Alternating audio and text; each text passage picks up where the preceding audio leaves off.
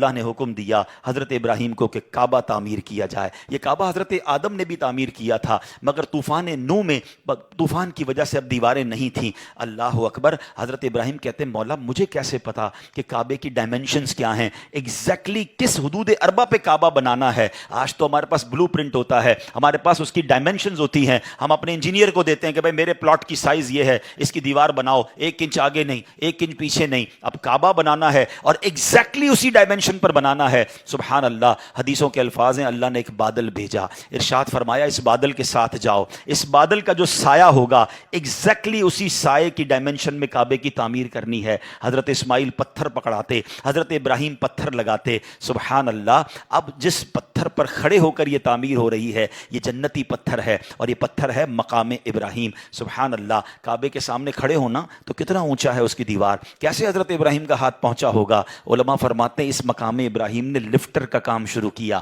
جیسے جیسے کعبے کی دیوار اونچی ہوتی جاتی مقام ابراہیم اونچا ہوتا جاتا، جب نیچے پتھر لگانا ہوتا یہ پتھر نیچے آ جاتا اور کعبے کی پوری تعمیر ہو رہی ہے۔ بیٹا پتھر پکڑا رہا ہے، باپ پتھر لگا رہا ہے اور یہ کعبے کی تعمیر مکمل ہوتی ہے۔ بہرحال اب کعبہ تعمیر ہو گیا، حضرت ابراہیم کو حکم ہوا کہ اے ابراہیم لوگوں کو بلاؤ۔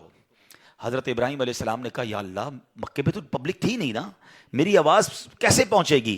آپ جبل ابو قبیس پر، یہ جو بالکل صفا کے ساتھ پہاڑ ہے، آپ اس پر چڑھ گئے۔ اللہ نے فرمایا اے ابراہیم تمہارا کام آواز لگانا ہے، ہمارا کام آواز پہنچانا ہے۔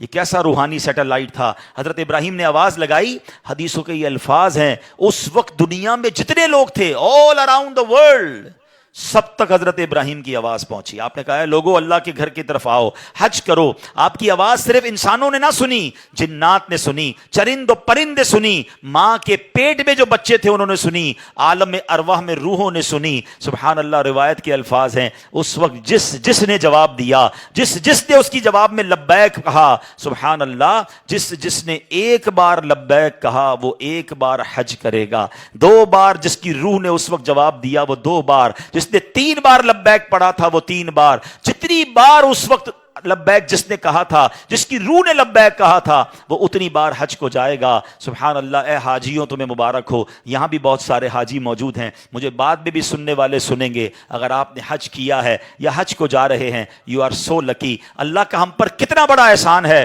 کہ ہزاروں سال پہلے اللہ نے ہماری روح کو یہ موقع دیا کہ حضرت ابراہیم کی پکار پر ہم نے لبیک کہا تھا۔ سبحان اللہ، جب بھی کہتے ہیں نا یہ بڑے کرم کے ہیں فیصلے، یہ بڑے نصیب کی بات ہے۔ اب کعبہ تعمیر ہو گیا، سبحان اللہ، تو یہ حضرت ابراہیم کے کارنامے ہیں، یہ آپ کی آل کی، سبحان اللہ کیا کمال کی سیرت ہے۔